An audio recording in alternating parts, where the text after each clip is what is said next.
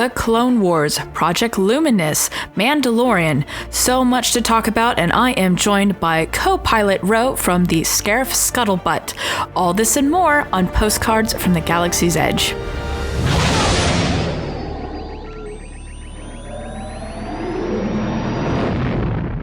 What's up, everybody? Welcome to another episode of Postcards from the Galaxy's Edge, and tonight I have joining me is Ro from the Scarif Scuttlebutt podcast. That's gonna be quite a tongue twister, but how are you doing tonight? Shannon, I'm doing fantastic, and thank you very much for asking me to be on your show. This is gonna be fun. Oh yeah, I'm really looking forward to it. So, let's tell the listeners and the viewers what's kind of your voice in the Star Wars fandom, because I really would love to hear the story about how you got your name as the Scarif Scuttlebutt podcast. Fantastic story. So Brad and I started the Scarif podcast right after Star Wars Celebration that happened here in Chicago. And, I found Brad on the internet a few years ago because of our mutual interest in all things John F. Kennedy, from the movie to the conspiracy to a lot of questions that have been raised by a lot of, documentaries and films that have been out there. So it's just kind of one of those like weird, fascinating things for me and Brad. So little did I know, after discussing a lot of our JFK love, we realized that we also had a love for Star Wars. And not only that, we shared the same exact birth date, and it was a very, very surprising thing. So after the heels of Star Wars Celebration here in Chicago, we said, you know what, this is a great opportunity. He said, Ro, why don't you take your portable recorder, go to Star Wars Celebration, stick a microphone in people's face, and get some interviews, which we did, and had a blast. We had a lot of great interviews that we used. We used that material for our first episode back, at the end of Star Wars Celebration, and we haven't looked back since, as they say. We've grown happily, been absorbed in the Star Wars community. We've got a lot of folks that follow us, and it's really been a lot of fun. The name Scuttlebutt, obviously, Brad is a Navy man, so the Scuttlebutt comes from that term when you're kind of talking around the water cooler, rumors and what have you. That's the scuttlebutt, as they say. So we coined that hashtag. That's the scuttlebutt. That's how we end each broadcast. Just a fun way to, kind of market ourselves, and a lot of people enjoy it. Brilliant. Oh, you'll have to definitely end our podcast with that. That's a nice little ending. Great. So for those who are new to the podcast or watching this on YouTube, this is Postcards from the Galaxy's Edge, and what happens is every episode we broadcast from a Canon planet or moon. I'm finding out there's more than just, Endor, and we talk about it. So our Canon planet of choice today is quite appropriate, is Scarif. So we're going to hand it over to Jerry, and he's going to tell us some Canon facts. Thanks, Shannon. Grab your beach blankets, sunscreen, and that liberated E11 blaster rifle, because we're heading to sunny and secure Scarif. Scarif was a remote, tropical planet in the Arbian sector of the Outer Rim territories. Although a small and idyllic world, Scarif played an important part in the Galactic Empire's military-industrial complex, becoming a center for top-secret research beyond inspection distance of the prying eyes of the Imperial Senate. Among the projects developed here was the Death Star battle station, a construction so important the entire planet was covered by a planetary deflector shield that could only be entered via a shield gate. In Zero BBY, a rogue squad of rebel troopers and spies infiltrated the Imperial Citadel complex to get the plans for the Death Star. Their actions were found out and inspired the rest of the Alliance to wage their first open offensive against the Empire.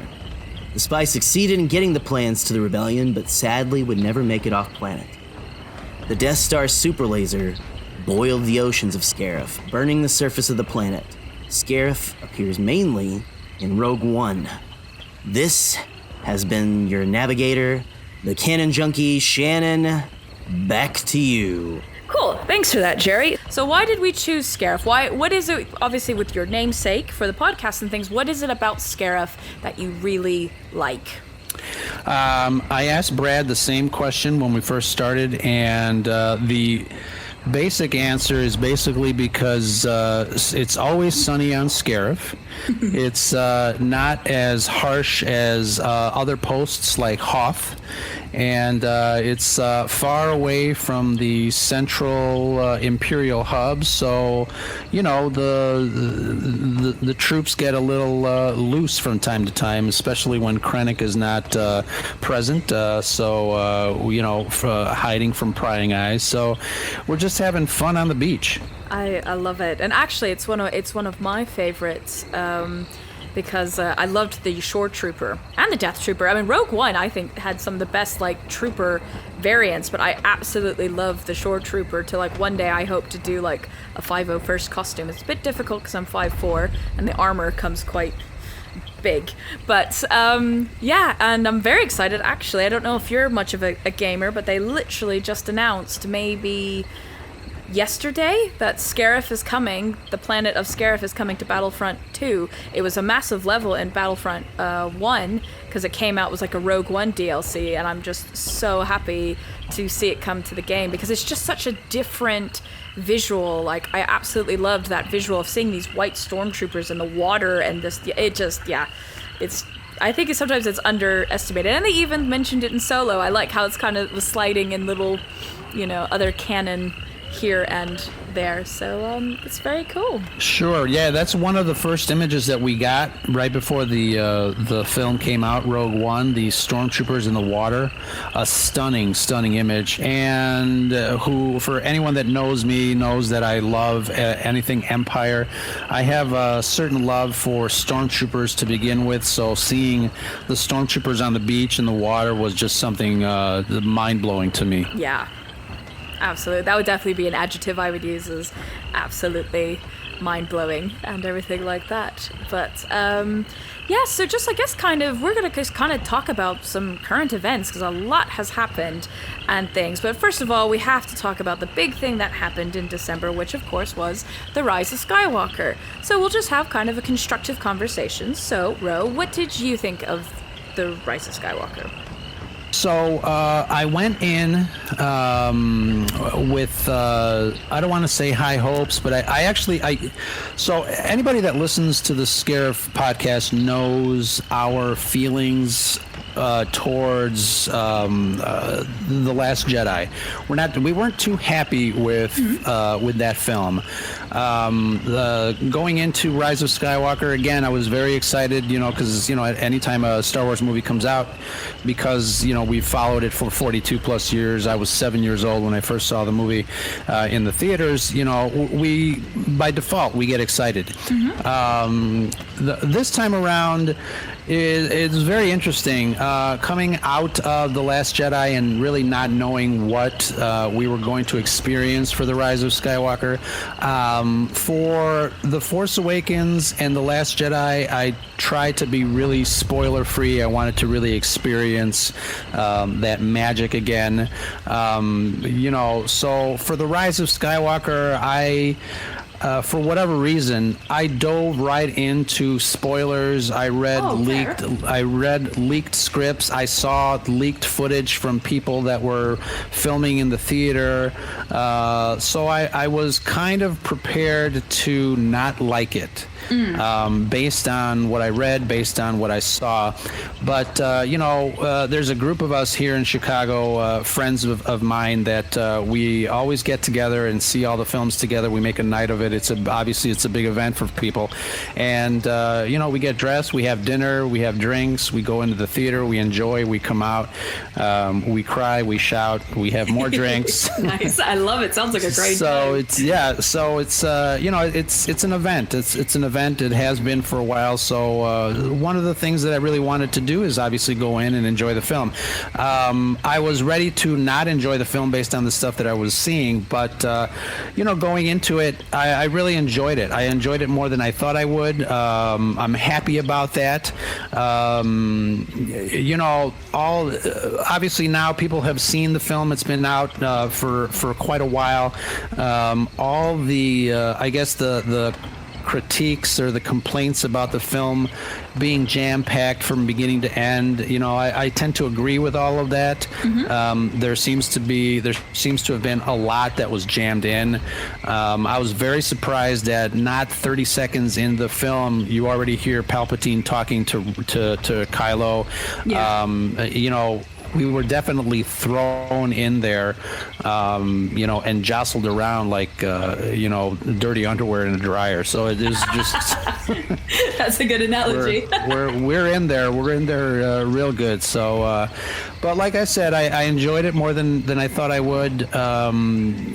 Were there things that I think might have worked better? Yes, especially in the entire sequel trilogy.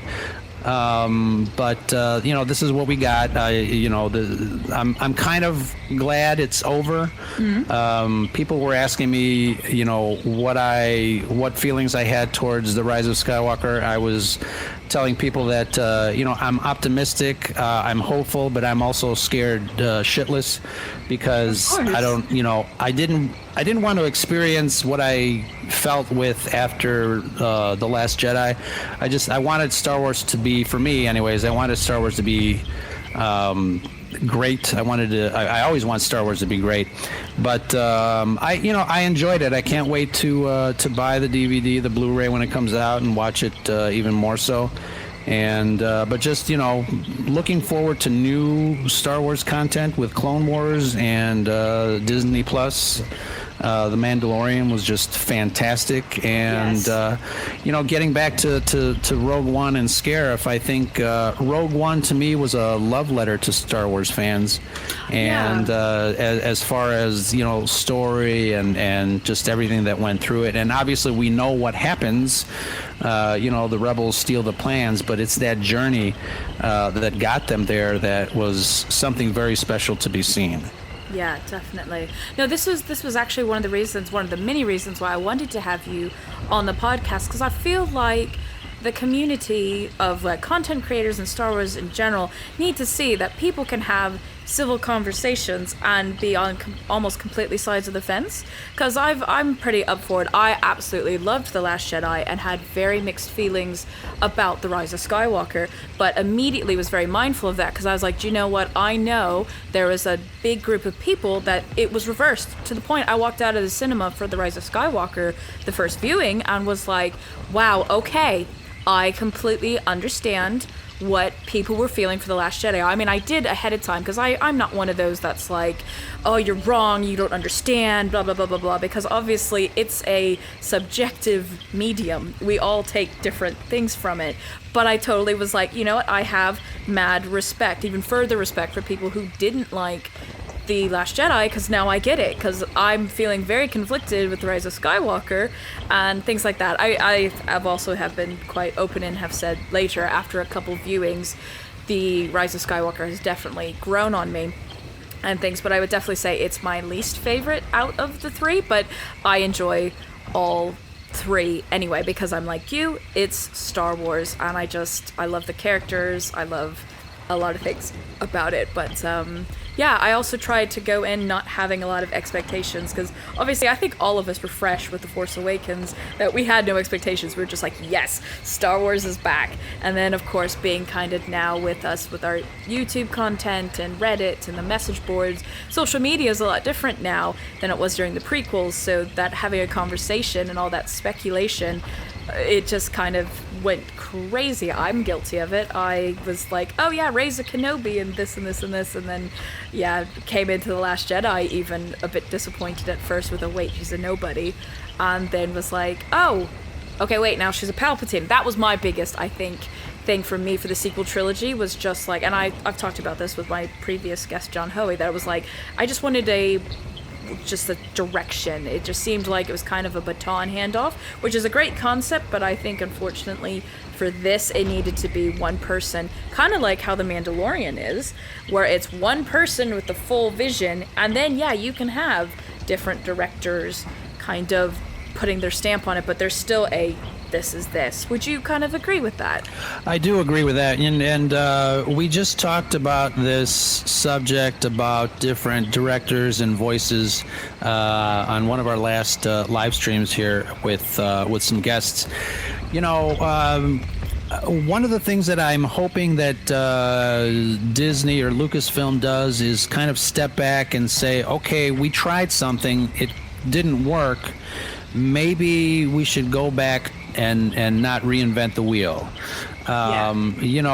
Obviously the original trilogy had George Lucas as its unifying voice, and it had other creatives that were, put in charge to direct. Lucas directed the first one. You had Irving Kershner and Howard Kazanjian.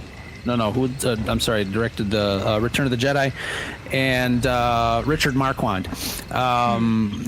So those were different directors, obviously, and but that single unifying voice that was George Lucas, obviously the creator of the franchise, I think, helped kind of unify and pull those story threads together. And obviously, we're never going to know exactly how much it was planned out.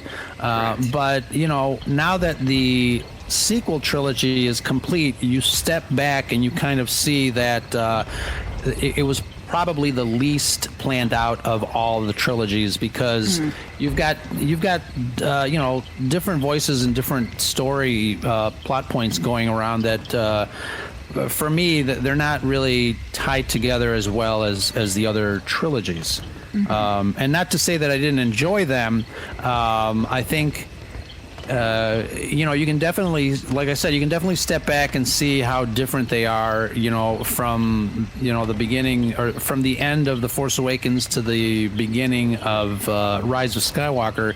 JJ definitely was trying to go a certain direction. Obviously, The Last Jedi, kind of went in another direction.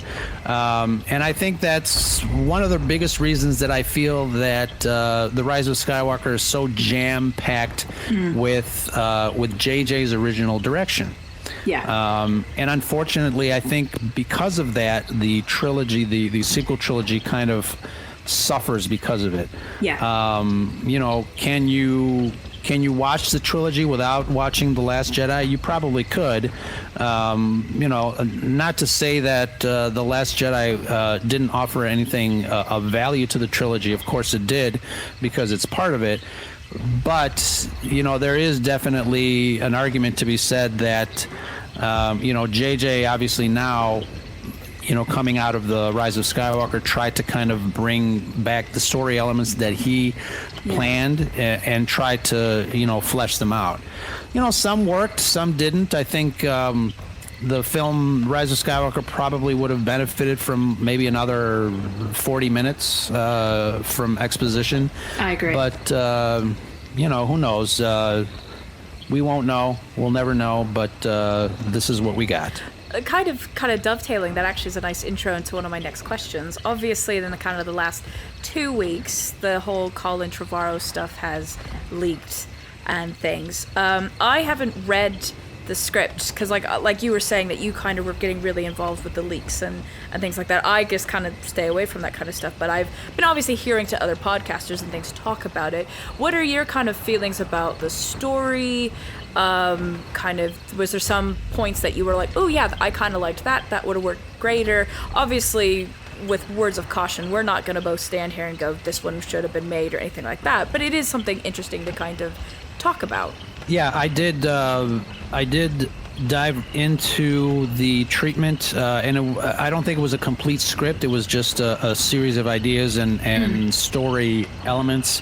What intrigued me the most about Colin's treatment, and if you don't know, there's also some concept art that was leaked. Oh yes, that I do know. Some of that, I think the Rise of Skywalker, or at least his version of Episode 9, which supposedly was going to be called Duel of the Fates. Great callback to John Williams' music in Episode 1. But I think based on the story, the leaked story, and the concept art, that film would have been very dark and probably the darkest of the three, based on some of the imagery and some of the plot points. People were upset that Kylo Ren was died and didn't become a Force ghost. People would really heads exploded in this because he doesn't get redeemed. He just dies. Yeah. So it's a very interesting. It's a very different film. It would have been a very different film. I don't think it's a film that Disney would have made. Because it was dark. There was a concept image of a traitor being beheaded. And that's powerful stuff. And like I said, I don't think it's a Star Wars film that Disney would have made, and perhaps they thought the same thing, and that's one of the reasons they just let him go. Yeah, because I remember one of the other images, and it took me a second because at first I thought it was Kylo Ren, but the image of Hux kind of almost doing like a Japanese samurai sacrifice with like the lightsaber, and you see Coruscant in the background or something. I didn't click that was Hux. I thought that was Kylo Ren, but I was like, oh no, there's ginger hair there. Like visually, and that's the other thing I think some people need to understand, and it's not like I know better or anything. Concept art, this is why I love concept art, but it is just that. It is a concept. Like, we had so many concepts for The Lion King, for Dark Crystal, that never saw the light of day. That doesn't mean like that is what's firm kind of thing. So like seeing Rey and like a Luke Skywalker, throwback kind of with the shirt and things, that's a cool image, but I don't think that would have ever seen the light of day. But it's interesting. I totally agree with you, what you were saying about a film very dark for Disney. But again, it dovetails nicely into our planet that we're broadcasting from, because Rogue One, I feel personally, is probably one of the darkest ones here. Maybe not in tone, but nobody lives, and like we didn't know that. Like the trailer was like, oh yeah, they're gonna get the plans and run on the beach, and like I remember sitting in the cinema going, none of this is happening. I was like, oh, we're going there, like, oh god. Yeah, I just had a discussion with somebody at work regarding the serious tone of Rogue One, and this is one of the biggest reasons that I'm really looking forward to the Cassian Andor series on Disney Plus, because, in Rogue One, in the first, sequence, in the first scene, Cassian kills an informant just to cover his ass. Yeah. Now that is like dark. Yeah. Original trilogy, we had the bad guys that were bad and the good guys that were good, and there's no way we would have ever fathomed that the rebels would do anything like that, as gray as that act was. So the fact that we got that in Rogue One really, right off the bat, tells us what kind of movie we were going to be in for. And again, just, I'm really looking forward to the Cassian series, because I really want them to explore that. And we did see, again, a little bit of that grittiness in Solo, with the Empire working hand in hand with the criminal underground, and I thought that also was a very interesting concept. But getting back to Rogue One, I mean, they talk about Saw Gerrera in both Rogue One and the origins of his character in the Clone Wars, and I love the fact that they brought him back. I'm tickled pink to be able to see a little bit more of that rough around the edges of the rebellion fleshed out in Cassian, and I'm really looking forward to it. And it's great because you're the first person I've kind of talked to that has said I'm really looking forward to Cassian, because I'm one of those people too. I've been thinking more about Obi-Wan, but I'm like, no, let's do Cassian. And some people are like, well, we know what happens because he dies. Is there anything exciting? But no, I think it might not even be about him that I'm excited to see. I'm exactly what you just described. I'm excited to kind of see that darker kind of, it's almost kind of what they slightly touched on in The Last Jedi, that it's like, who are the good guys and the bad guys? But then obviously it could be argued that they're like, oh, but then that's kind of you're blurring lines. So it's finding a balance. But no, that's very interesting. And yeah, I'm excited about it too. And I do hope it goes forward. Nowadays, Lord, we don't know what's fact and fiction, but from what I know from some of like my contacts here, both shows are definitely still going forward. It's just unfortunately the shooting locations made things delayed at Pinewood, so it was supposed to be filmed at one place, and then that got delayed because that stage basically didn't get built yet, so it had to get moved. So it's like things are still happening, it's just time. But I'm looking for it. Plus I really liked the banter between Cassian and K2SO. Like, he was a sassy droid. I liked him. So yeah, well, that kind of also, now that we're, the Skywalker saga is over, now we've got this Project Luminous, which I'm excited. We have a date now, because supposedly we were supposed to get an announcement, in January, and as of this recording, it's February 2nd, and we didn't get anything. But now officially, it looks like we have a date. We are finding out what Project Luminous is, February 24th, I believe. So, any thoughts on that? Like, what do you think? What are you hoping for? I have not been caught up on anything having to do with Project Luminous. Is that what it is? Luminous? Yes, Luminous. I guess it's based off the quote that Yoda says, I think. Luminous beings are we? Yes, not that this is the crude one. matter. Yes, sir. Well done. Yes. Yeah, it's but yeah, other than knowing that there are several great authors, including Claudia Gray, Kevin Scott, we've got Charles Soule, I believe. Charles Soule, yeah, those are some great writers of new Star Wars canon. And other than that, I'm not sure exactly what it is that they're doing.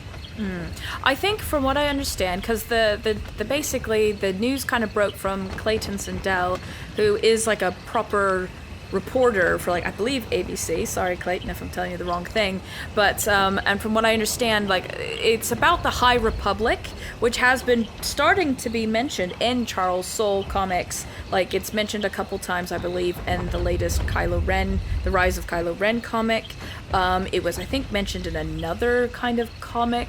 So it's been speculated it's going to be this era called the High Republic, which is about 400 years before the Phantom Menace era kind of thing. But of course, people doing their math, they're like, well, wait, that would mean Yoda is technically still alive in that period, and things like that.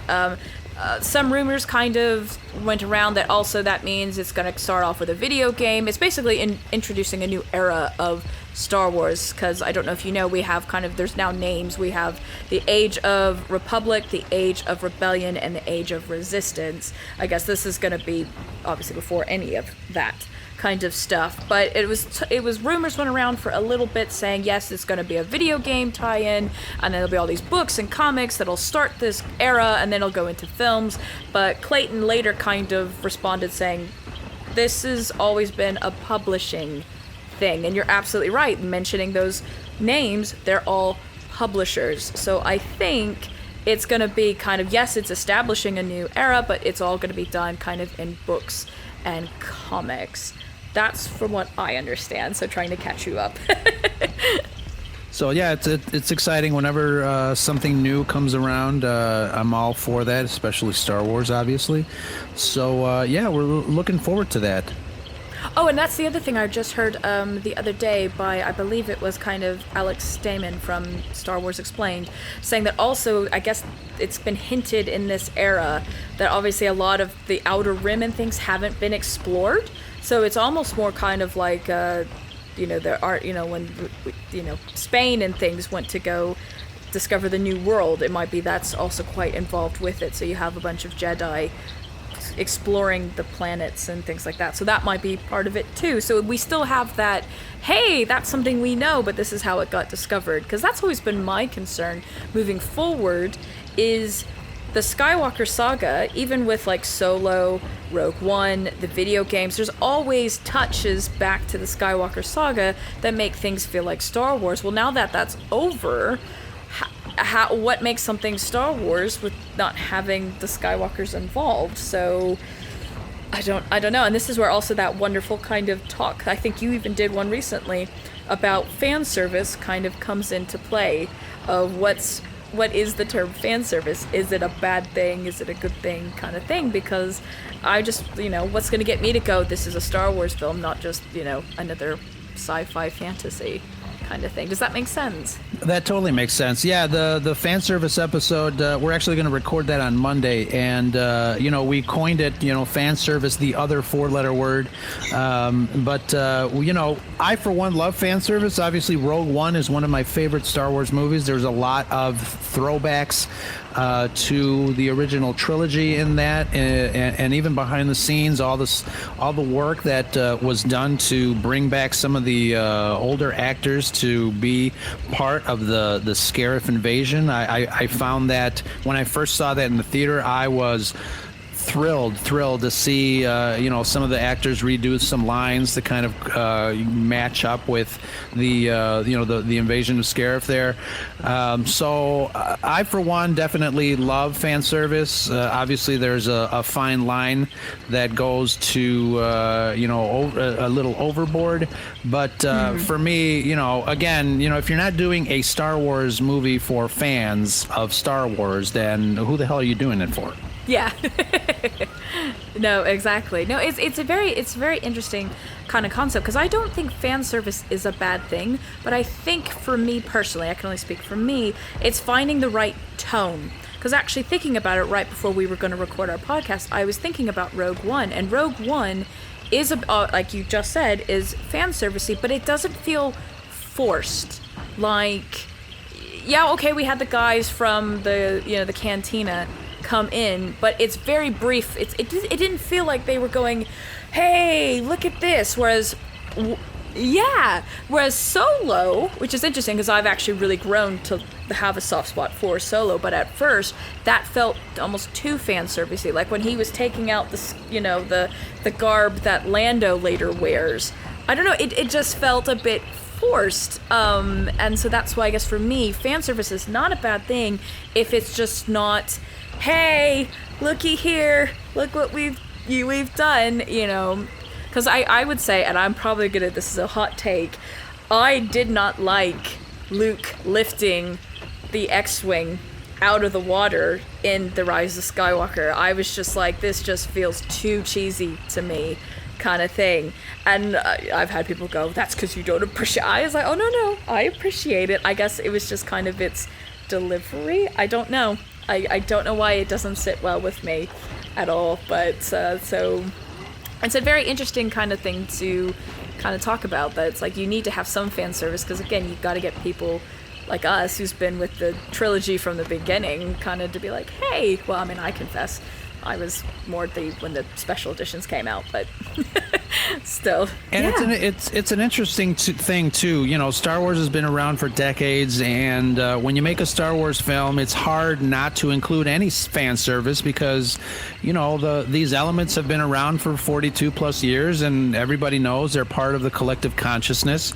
And like you said, now that the Skywalker saga is over, it's going to be interesting to see, how they tie everything together. Although I will say that The Mandalorian is doing such a great job at doing that. Yes. It feels like Star Wars. Obviously, that show is set during the time, after Return of the Jedi, and not so far away time-wise from the things that we are familiar with. But like I said, I think it's doing a great job. Yes, because this was actually kind of going into our current events, talking about The Mandalorian, because it's interesting, because I went to the Mandalorian panel at Celebration, and I was like, this is awesome. It's kind of like in the vein of the old, spaghetti westerns. But then Baby Yoda, it completely just broke the internet, but there was no warning about that at all. I thought literally the show was going to be a guy kicking butt, taking names, all that, and then didn't realize there's almost more this, it's based on, actually, that's something that's very common in Japanese lore, where it's you have the old warrior, and usually it's a pup or a child, or it's kind of back in that vein of that Joseph Campbell mythology, but now we're talking about, it's a very prominent Japanese kind of story. My friend Brian is probably screaming at me going, it's called this, but yeah. But again, kind of like what we're talking about. Yeah, there's some amazing kind of throwbacks and some deep cuts. Like, there's some really deep cuts, because I confess, I'm waiting until I get my Disney Plus here in the UK. I've never seen Rebels. I've never seen the Clone Wars. I know enough kind of from listening to the community, but like the Darksaber thing, sorry, spoilers, that is a deep cut. That is a real deep cut. Like, you know, my better half, who hasn't seen it and isn't as involved in kind of the like listening to stuff constantly, was like, okay, this looks obviously like this is a big deal because I'm losing my mind and kind of thing. You know what I mean? But it's presented in such a way that it's not a, hey, just see what we did there. Yep, yeah, you know, it's fan service, but not in your face. Like, for example, another great one, him taking the Beskar steel out, and it's in the ice cream maker. But it wasn't like okay, let's make an obvious shot so you could see it. I mean, they had to show it opening, which that was cool, was kind of seeing that part. And that goes again with, you know, getting back to a unified voice. Obviously, you've got Jon Favreau and Dave Filoni in charge of that.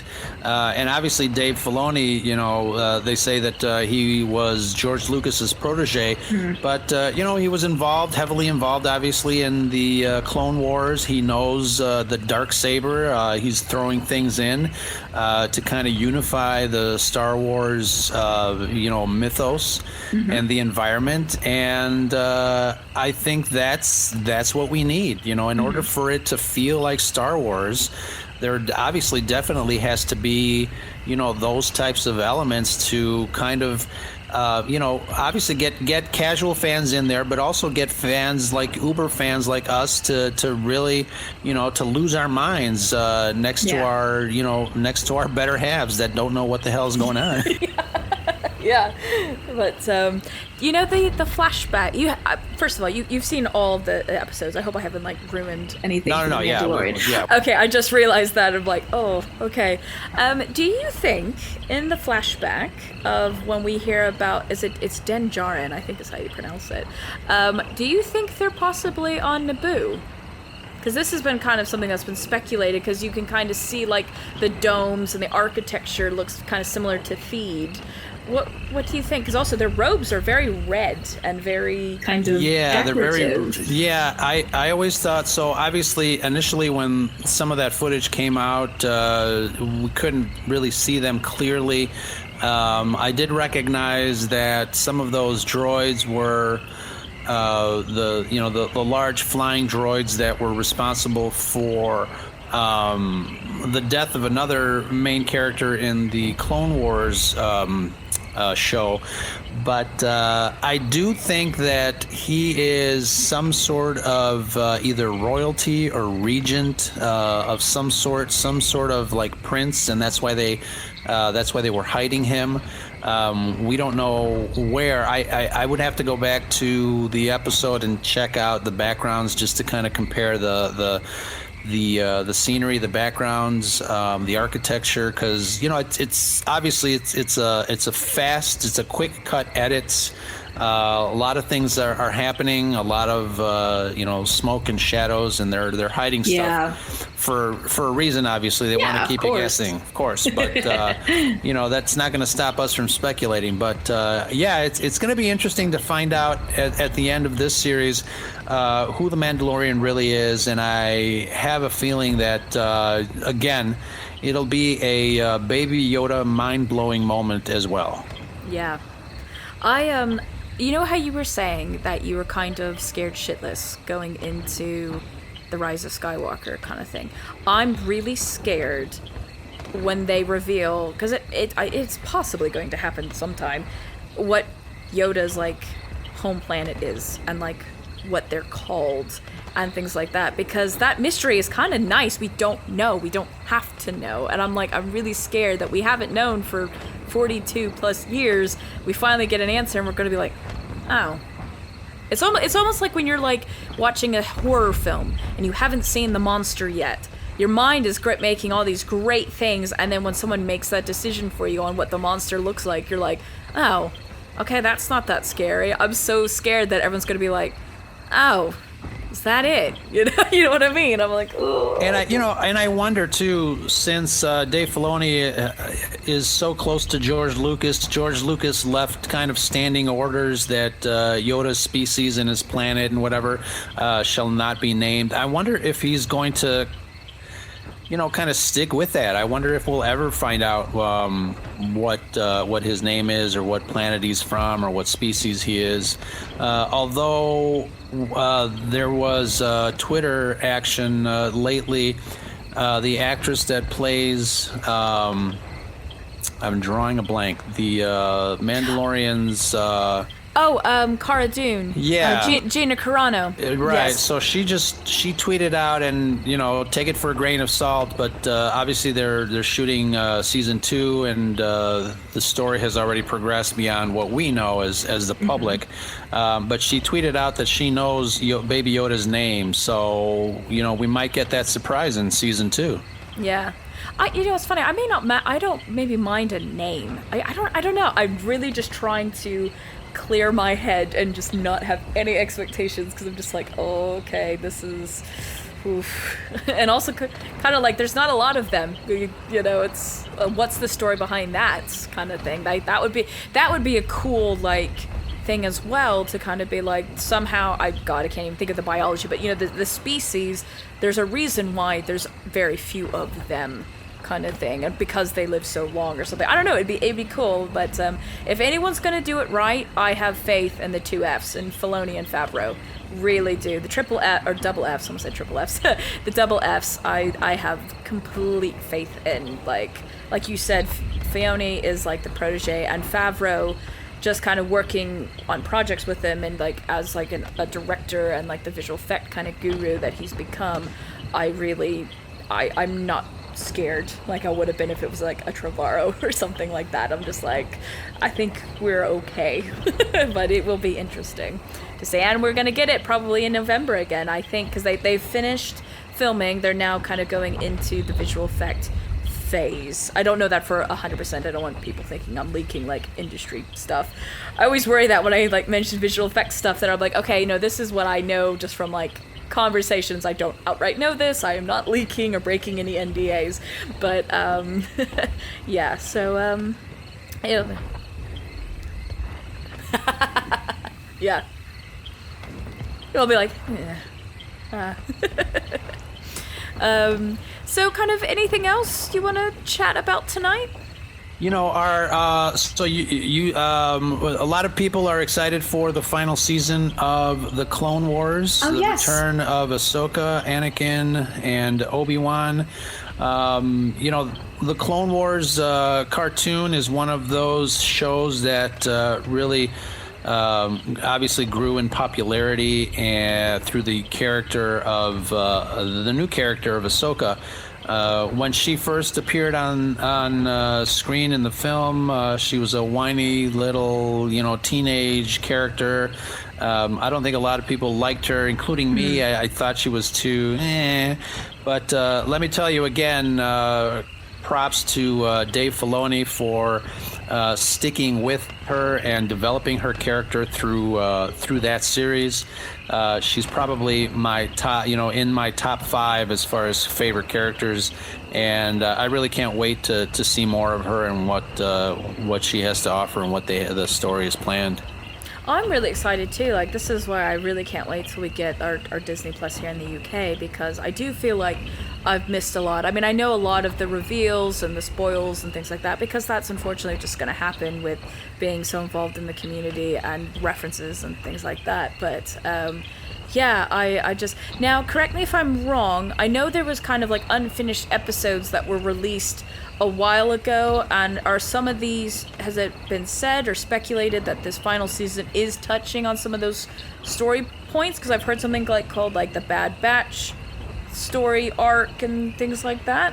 Yeah, I'm not sure if they are picking up that storyline. I know there were 12... I think there were 8 episodes that were released on Netflix after the show was canceled, after Disney bought Lucasfilm, and those episodes were finished. They were finished and released on Netflix, And the Bad Batch, I remembered seeing some, I think YouTube had that entire group of episodes, and the effects were not finished, so it was a very challenging way to watch the series. Okay. The 3D was very, it was like stage 1 3D. It was very interesting.